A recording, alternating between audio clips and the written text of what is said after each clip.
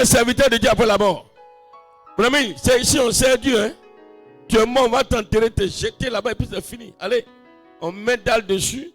Tu ne vas pas revenir comme la soeur, elle est revenue. Toi, tu vas rester là-bas. Mais ça va pas se passer. Dans tous les cas, ça va se passer un jour. Alléluia. Alléluia. Suivons attentivement. Et le verset 5 dit, et son nom sera sur leur front. On a déjà vu ça une fois. Le nom, c'est les fils du royaume, ceux qui ont la crainte de Dieu.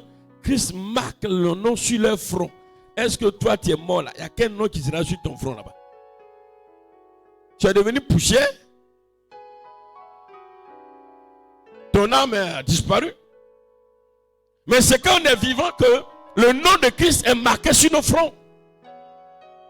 Et il dit au verset 5, il n'y aura plus de nuit. C'est le verset là. Il n'y aura plus de nuit et ils n'auront besoin ni de lampe ni de lumière parce que le Seigneur Dieu les éclairera et ils régneront au siècle des siècles. Ce verset est clair. Quand il dit il n'y aura plus de nuit, cela voudrait dire que ton âme ne sera plus dans les ténèbres.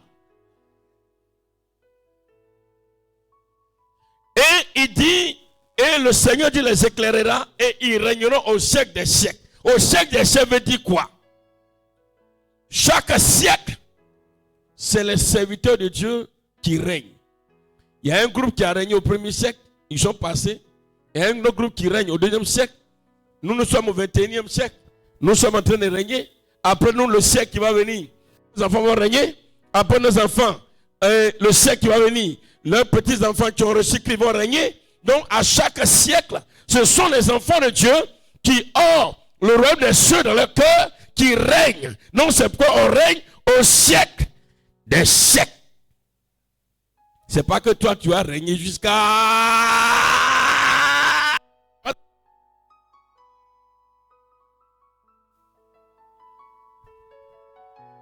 Est-ce que tu as compris? Oh Seigneur, je vais régner au siècle des siècles. Tu règnes où? Vous me dites non, j'ai régné jusqu'à... Non, frère. Quand il règne au siècle des siècles, c'est siècle après siècle, siècle après siècle, siècle après siècle. Avant nous là, il y a un siècle qui est passé. Ce sont les enfants de Dieu, les filles du royaume qui ont régné. À notre siècle, c'est les filles du royaume qui règnent. Le siècle suivant, c'est les filles du royaume qui règnent. Siècle suivant encore, ainsi de suite, ainsi de suite, ainsi de suite. Au siècle des siècles, au siècle des siècles, au siècle des siècles, les enfants de Dieu règnent. Peuple de Dieu.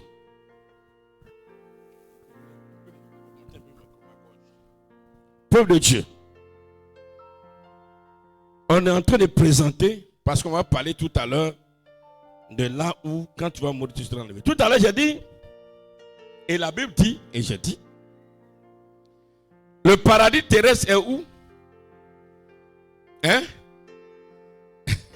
Le paradis terrestre est dans le cœur des vivants. Maintenant, où vont ceux qui meurent en Christ? Puisqu'ils ne vont pas dans le royaume des cieux, le royaume des cieux est en nous. Puisqu'ils ne vont pas dans le paradis terrestre, le paradis terrestre, c'est dans ça, l'arbre de vie est planté. Ça est en nous. Ça est en nous. Christ est la vie. Et l'arbre de vie, c'est Christ. Et l'arbre de vie est planté en nous. L'arbre de vie n'est pas planté dans le cœur des morts. C'est pourquoi notre Dieu n'est pas le Dieu des morts, mais il est le Dieu des vivants. Alléluia. Alléluia. Christ est l'arbre de vie. Et l'arbre de vie est planté en nous. Et les feuilles servent à la guérison des nations. On parle de guérison, on parle de maladie. On est malade quand on est encore sur terre. Mais quand tu meurs, on ne parle plus de maladie. Donc c'est pour nous. C'est à nous les vivants que l'arbre de vie est destiné. Et l'eau qui coule, qui sort du trône, c'est la même chose, c'est l'eau de l'esprit. On va parler de ça dans peu de temps quand on parlera du Saint-Esprit. Peu de Dieu maintenant. Où vont ceux qui sont morts? Ils ne vont pas dans le royaume des cieux. Ils ne vont pas dans le paradis terrestre. Bien-aimés, il y a ce qu'on appelle le paradis encore céleste. Il y a deux types de paradis. Le paradis céleste. Quand on parle de céleste, Si tu veux paradis après la mort. Voilà, paradis après la mort. Ce lieu, c'est de ça que parle alors Jean chapitre 5 verset 29. Nous allons parler de ça maintenant. Jean chapitre 5 verset 29. Quand il dit, ceux qui auront fait le bien ressusciteront pour la vie. Mais ceux qui auront fait du mal, le mal, ressusciteront pour le jugement. Ce lieu maintenant où vont ceux qui sont morts en Christ, qu'on appelle, si tu veux, le paradis après la mort, que plutôt Jésus a appelé tout pour le paradis quand il parlait du paradis, quand il parlait aux brigands. Il dit, aujourd'hui tu seras avec moi dans le paradis de Dieu. Ce paradis-là, c'est le paradis des morts. C'est-à-dire de ceux qui sont morts en Christ réellement et qui alors, qui sont enlevés pour être là-bas. L'arbre de vie n'est pas là-bas. L'arbre de vie est pour nous. C'est dans le paradis.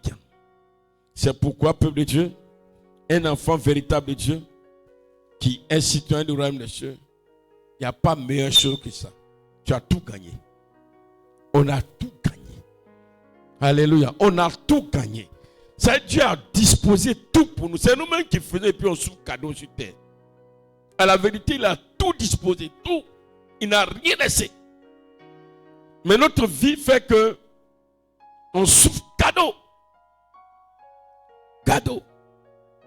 Il a dit que ceux qui sont dans ce lieu, dans ce paradis, la lumière de Christ les éclaire tous les jours. C'est-à-dire, notre âme ne sera pas dans les ténèbres. Parce que quand on parle des ténèbres, c'est Satan. Mais quand on parle de la lumière, on parle de Christ. C'est-à-dire, notre âme sera toujours dans la lumière. Donc les esprits des ténèbres ne peuvent pas nous toucher.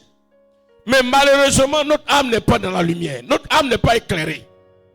La Bible déclare que la lumière et les ténèbres ne peuvent pas cohabiter. Donc si notre âme est dans la lumière pendant 12 jours, pendant 12 mois, tous les jours, les ténèbres ne peuvent pas venir envahir. Alors, notre âme ne peut pas se retrouver, peuple de Dieu, dans les ténèbres. Et nous sommes en sécurité totale. Sécurité totale. Peuple de Dieu, c'est pourquoi faisons tout pour que nous soyons dans ce paradis sur terre. C'est vrai, les gens, souvent, certains pensent que, voilà, quand on parle du paradis sur terre, c'est quand on a voiture, maison, on a tout.